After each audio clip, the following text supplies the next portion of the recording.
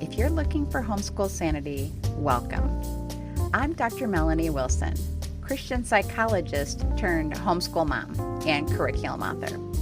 But I was once so disorganized, I thought I had to quit homeschooling and stop having kids. Now, by the grace of God, I have 6 homeschool graduates. Whether we're discussing parenting, productivity, or practical tips, I pray that this episode is just what you need for happy, healthy homeschooling. Hey, homeschoolers, how can you have a better homeschool year? You can start today. I predict that you will love this easy, life-changing strategy. Before I tell you more about it, though, I want to give you an example from way back when I was practicing as a licensed psychologist. I had a young boy who was my client, and he was getting into trouble at school every single day. In fact, the teacher was sending a note home almost every day about his misbehavior in the classroom. So my idea was that we needed to break this negative cycle where he was always being called out on his bad behavior, and that was the focus. So I asked the teacher to begin looking for something that went well during the day that she could write a note home about. What she told me was that she did not have time to do that. Now, it would be easy for me to judge her because she wasn't understanding my philosophy, and it was also a little bit hypocritical, but I do understand where she was coming from. She had her hands full of possibly 25 students in her classroom, and she didn't have time from her perspective to be thinking about what this one student was doing well in the classroom. Fortunately, we aren't in that position. I don't know any homeschoolers who have 25 children that they are teaching in their home. So we have a lot more time that we can pay attention to what our students are doing well. And the reason that this works is because we know whatever we pay attention to tends to expand. So let me give you an example that has nothing to do with homeschooling and has everything to do with a behavior change you might want to make. As soon as you start thinking about desserts and how delicious they are and what your favorites are and how much you will miss them if you are trying to cut them out of your diet to lose weight, what happens? We tend to fixate on the desserts and crave them even more, and we can end up eating more of them than we would have if we hadn't focused on desserts at all. The same concept can apply to our kids in our homeschools and also to our own behavior. So before I tell you about this strategy, which I'm going to call the What's Better strategy, I want to tell you what the benefits are potentially for you and your kids. First of all, you and your kids can have a better self-image, better self-esteem, if you will. You will feel better about yourself. Why is that important? Because we know that the better we feel about how we are doing as teachers, as students, as sons, daughters, parents, the better we do. We tend to act out of our beliefs about ourselves. So if we have a more positive belief about ourselves, then we are likely to behave better. And so the other benefits tend to go along with that. We begin having a better mood because we feel better about ourselves. We feel like we're doing well in the things that are important to us. We feel better. Our mood improves. We don't feel as anxious. We don't feel as down. We actually can have more energy because we're feeling better about ourselves.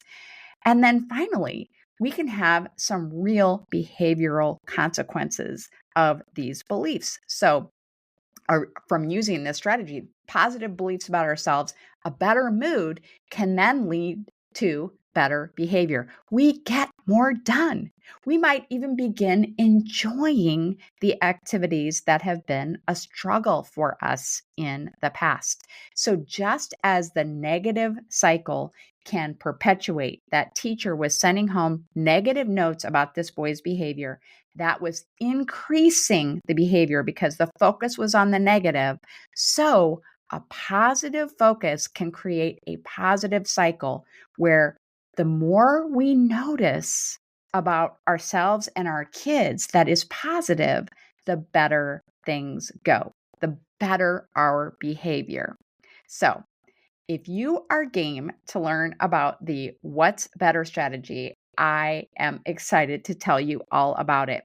Honestly, this strategy has been life changing for me already. I don't plan to stop using it because it has had such an incredible impact on my life in all the ways that I just mentioned, on my self image, on my mood, and on my productivity. Okay, so what is it? What is the What's Better strategy? I learned about this strategy from a Mark Forster book called How to Make Your Dreams Come True. I'm going to put the link for it in the show notes so you can find the exact title. But Mark Forster is someone whose ideas I have benefited from so many times over the years. I wrote about his strategies in detail in A Year of Living Productively, if you want to check that book out. But this concept is that every day you keep a What's Better list. I actually keep it for myself personally in the Notes app on my phone, and I just date it. I keep one note and I just keep adding to it at the top. I have the date, and then I write down everything that I have noticed that is better about me and my day, how I'm living my day.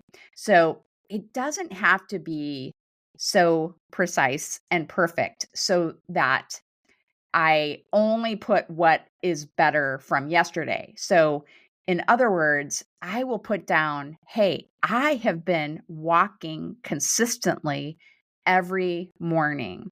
And so that isn't better from yesterday, but it is a better habit than I have had in the past. And I want to emphasize that to myself, that I have really kept it up.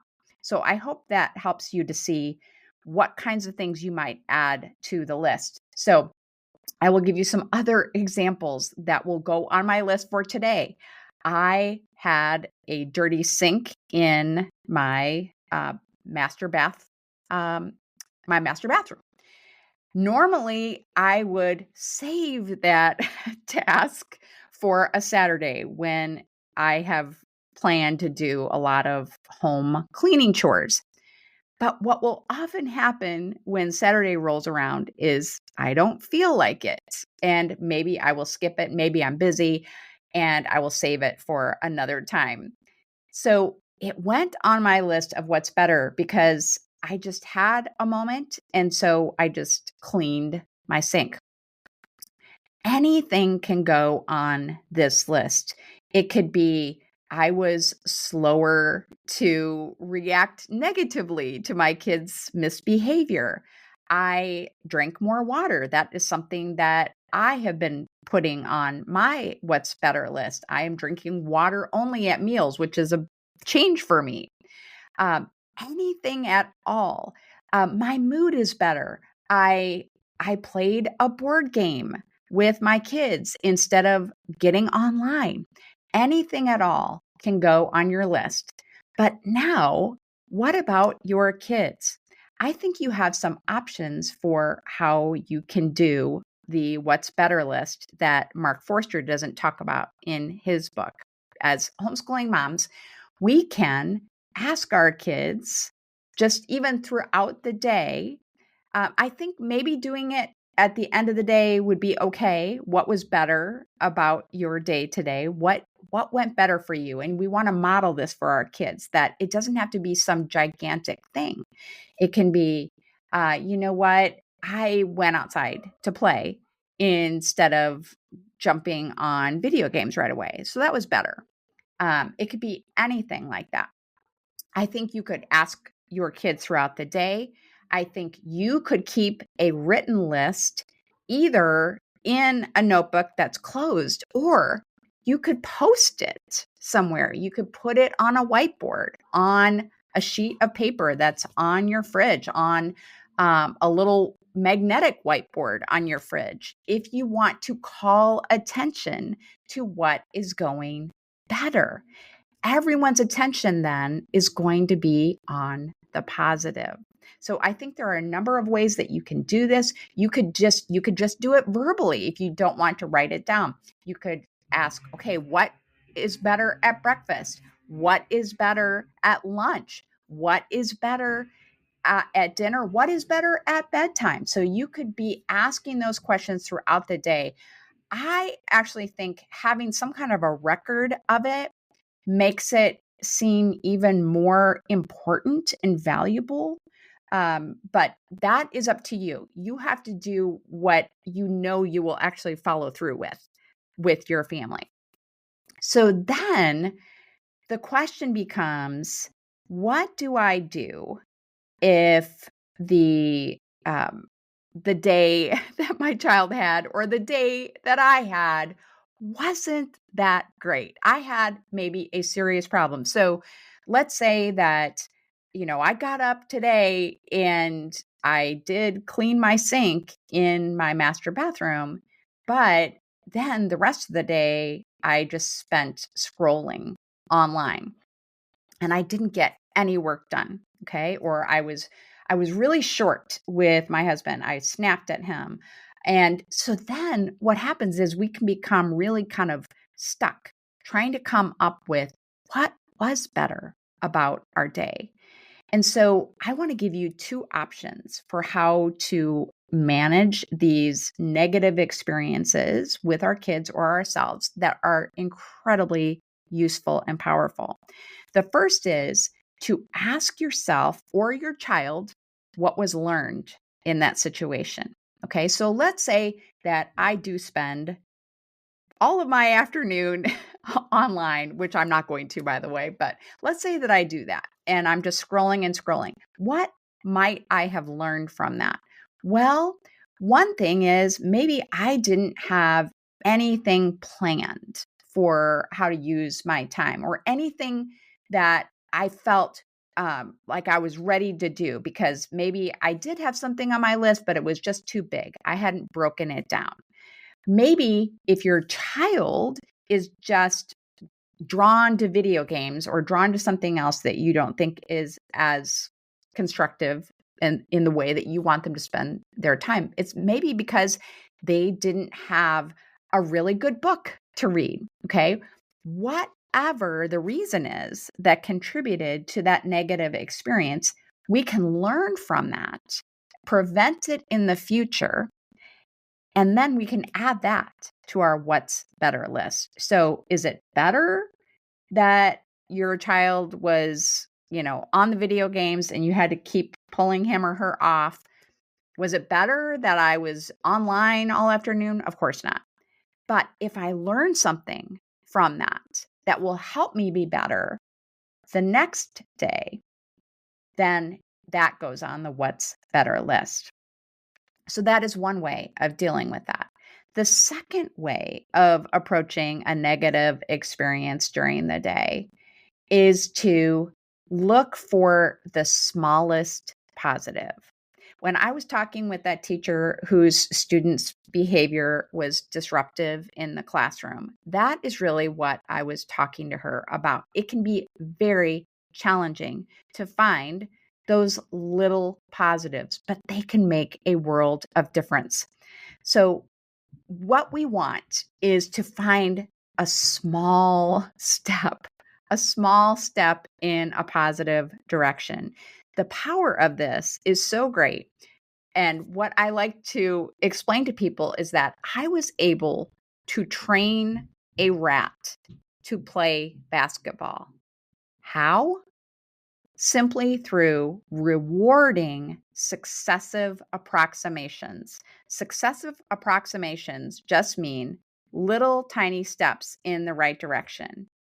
Every time when I was first training the rat, that the rat moved in the right direction, I would reward him with a food pellet. And then every time the rat touched the marble, I rewarded. So you can look for positive things in yourself, positive steps, little tiny steps in your kids. So maybe your child did blow up. Maybe your child did have a fight with a sibling. But was there a time when they were getting along and sitting quietly? Was there anything positive that your child did during the day that you can draw attention to and put on the what's better list? Even acknowledging that we messed up can go on the what's better list.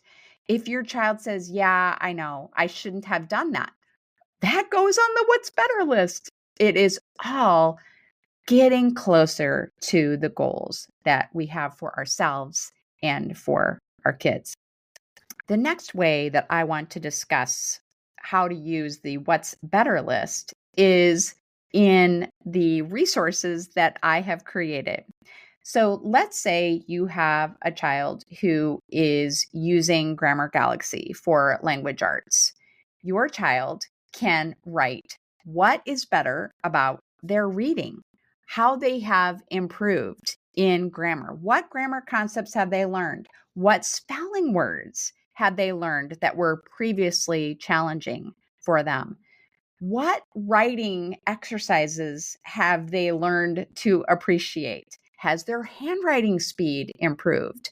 If you combine Grammar Galaxy with a what's better list, I think you will see massive improvement. Combine the what's better list with training aliens. This will be an incredible way to help your child track their improvement in social and emotional skills. Whichever skill you are using in training aliens, add that to your daily routine. What is better about meeting new people? Well, I said hello a lot faster than I have in the past. Fantastic. That goes on the what's better list. Then use the what's better list with the Organized Homeschool Life. Maybe your Organized Homeschool Life book has been sitting on the shelf. Maybe you haven't been using your planner. But if you do anything, if you open the book and read a mission for the week, add that to the what's better list because it is better. If you actually sat down and wrote down your top 3 priorities for today, add that to the what's better list if you haven't been doing that before. You will find that very quickly you can develop the habit of organizing. If you want to be more productive, then you can do the very same thing with a year of living productively, in which I give you all kinds of ideas for how you can become more productive. So try something, and no matter what you find as far as its effectiveness, add it to the what's better list. I think using these strategies can make a huge difference in your kids, in yourself, for this summer and for this upcoming school year. If you continue this process, which, as I said before, I absolutely plan to do. If you would like links to Mark Forster's book and to the resources that I've created that you can use together with the What's Better list, visit the show notes page at homeschoolsanity.com/better. Have a happy homeschool week. And if you are going to be at the Great Homeschool Convention in California, please stop by the Grammar Galaxy Books booth to say hello. Thanks so much for listening to the podcast. I hope something you heard was encouraging. If you have a personal question to follow up, don't hesitate to message me. I'm at Homeschool Sanity on social media.